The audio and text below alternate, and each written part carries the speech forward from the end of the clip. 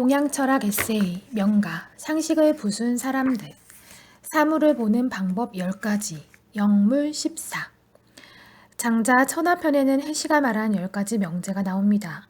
영물이라는 말은 사물을 관찰한다거나 또는 대상을 파악한다는 뜻입니다. 그런데 해시는 명제만 제시했을 뿐 아무런 논증을 하지 않았습니다.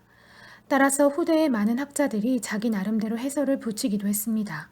그 10가지 명제를 하나하나 검토해 보겠습니다. 1. 지극히 커서 밖이 없는 것을 가장 큰 것이라고 하고 지극히 작아서 안이 없는 것을 가장 작은 것이라고 한다.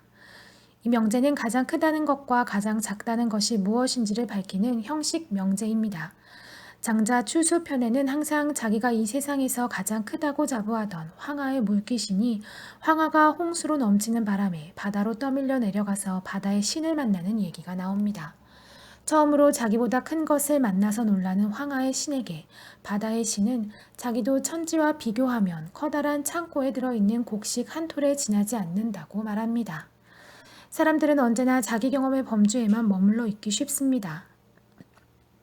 그래서 경험상 자기가 본 가장 큰 것을 크다고 하고 가장 작은 것을 작다고 합니다. 하지만 이런 개념은 모두 상대적일 뿐입니다. 그러므로 정말 큰 것은 밖에 없는 것이며 정말 작은 것은 안이 없는 것입니다. 이 명제는 경험 세계에만 근거를 갖는 상식을 부수는 것입니다. 2. 두께가 없는 것은 쌓을 수 없지만 그 크기는 천리가 된다. 두께가 없는 물건은 아무리 쌓아도 높아지지 않습니다. 그러나 늘어놓으면 그 넓이는 굉장할 수 있습니다. 두께와 넓이는 다른 개념입니다. 그러나 사람들은 두께가 없다고 하면 넓이도 없는 것으로 착각하는 경우가 많습니다. 일반적으로 얼굴이 번듯하고 옷을 잘 입으면 대접을 잘 받습니다. 그러나 얼굴도 못생기고 옷이 허름하면 대접을 제대로 받지 못합니다. 바로 이런 것이 우리의 상식이 갖기 쉬운 맹점입니다. 고정된 상식은 곧 편견을 의미합니다. 3. 하늘과 땅은 높이가 똑같고 산과 연못은 똑같이 평평하다. 사람들은 모두 하늘은 위에 있으니까 높고 땅은 아래 있으니까 낮다고 생각합니다. 또 산은 쑥 올라와 있고 연못은 움푹 패여 있다고 생각합니다. 그러나 달나라에 가서 지구를 보면 그런 차이는 거의 드러나 보이지 않을 것입니다. 더 높이 올라가서 볼수록 더욱 평면에 가까워 보일 테지요. 일반적으로 우리는 재능이나 지위를 가지고 사람을 평가하기도 합니다. 그러나 지금 어떤 두 사람이 차이가 많아 보이더라도 더 높은 지위에 있는 사람이 보면 도토리 키재기일 수도 있습니다. 절대의 위치에서 보면 세상 모든 것이 상대적인 것에 지나지 않는 것입니다. 4. 남쪽은 끝이 없으면서 끝이 있다. 남쪽이라고 하면 그 연장선의 끝은 어디일까? 아마도 무한히 계속될 것입니다. 그러나 서울에서 보면 대구도 남쪽이고 부산도 남쪽입니다. 물론 대구에서 보면 경주도 남쪽이고 부산도 남쪽이 됩니다. 남쪽이라는 개념은 기준을 어디로 잡느냐에 따라 달라질 수 있습니다. 서울에서의 남쪽과 대구에서의 남쪽, 대구에서의 남쪽과 부산에서의 남쪽. 이 문제는 멀고 가까운 거리의 문제이기도 합니다. 그러나 출발점을 어디로 잡느냐의 문제일 수도 있습니다. 우리는 일상에서 아무런 기준도 없이 바람직한 사람, 바람직한 세상을 말하기도 합니다. 그러나 어떤 기준을 가지고 말하느냐에 따라 내용이 달라질 수 있습니다. 똑같은 바람직한 세상이 자본주의일 수도 있고 사회주의일 수도 있습니다. 똑같은 바람직한 사람이 개인적 차원에서 성실한 사람일 수도 있고 자기 희생적인 사람일 수도 있습니다. 따라서 기준 없이 막연히 하는 우리들의 일상적인 말들은 모두 틀린 말이 될 수도 있습니다. 5. 나는 세상의 중심이 어디인가를 안다. 연나라의 북쪽과 월나라의 남쪽이 바로 그곳이다. 연나라는 중국 북쪽에 있던 나라이고 월나라는 남쪽에 있던 나라입니다. 그러므로 연나라의 북쪽과 월나라의 남쪽은 서로 다른 방향이어서 겹치지 않습니다. 그렇다면 이 말은 무슨 뜻일까요? 이 명제가 갖는 의미는 어떤 신비스러운 것도 아닙니다. 이 명제대로라면 중심은 없다는 말이 됩니다. 더 비약하면 어디든 중심이라는 말이 됩니다. 지구를 봅시다. 지구의 중심이 어디일까? 북극인가 아니면 남극인가? 사실은 내가 딛고선 이 자리가 바로 중심입니다. 우주도 마찬가지입니다. 우주는 무한합니다. 따라서 무한한 공간에서는 어디든 중심이 될 수 있습니다. 사람들은 살면서 자신만을 중심에 놓고 생각합니다. 그래서 옳으냐, 그르냐의 문제가 생기고 다툼이 일어납니다. 그러나 자기만이 중심은 아닙니다. 모든 사람이 누구나 자기 삶의 중심입니다. 따라서 중심이란 고정된 것이 아니며 상대적인 개념일 뿐입니다. 6. 오늘 월나라에 가서 어제 돌아왔다. 상식에서는 오늘 갔으면 내일이나 모레 돌아와야 합니다. 사실 어제, 오늘, 내일은 나뉘어져 있는 것이 아닙니다. 사람들이 편의상 빈틈없이 이어져 있는 시간을 나누어 쓰고 있을 뿐입니다. 오늘은 어제에서 보면 내일이 되지만 내일의 시점에서 보면 어제가 됩니다. 따라서 이러한 구분은 상대적인 나눔에 지나지 않는 것입니다. 약속 시간을 지키는 것이 예의이고 5분 늦은 것이 큰 문제일 수도 있습니다. 하지만 생각을 바꾸어 전체 우주의 역사를 보면 몇만 년도 잠깐이 됩니다. 7.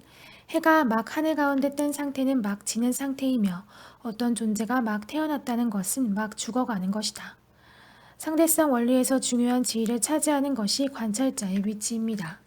어떤 입장에서 보느냐에 따라 내용이 달라 보입니다. 이제 겨우 5개 남았다는 말과 아직도 5개나 남았다는 말은 내용에서 아무런 차이가 없습니다. 그러나 보는 사람의 입장은 큰 차이가 납니다. 소고기 통조림 공장에서 포장이 끝난 통조림들이 수없이 쏟아져 나오는 반대편 끝에는 끊임없이 죽어가는 소가 있다는 사실을 잊어버리기 쉽습니다.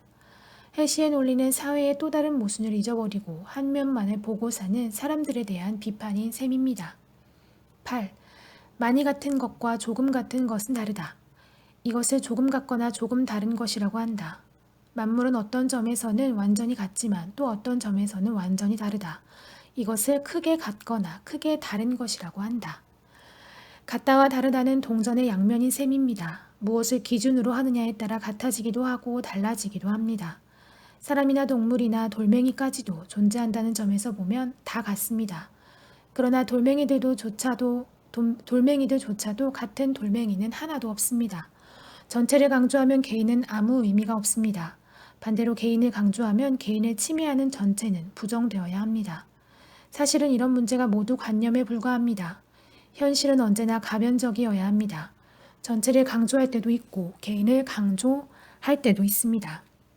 어느 한쪽에서 고정시키면 그 나머지는 버려질 수밖에 없습니다. 이 명제는 사람들이 갖기 쉬운 고정관념에 대한 부정인 셈입니다. 9. 둥근 고리는 풀 수 있다. 둥근 고리를 풀어보라고 하면 우리는 무슨 마술을 떠올리게 됩니다.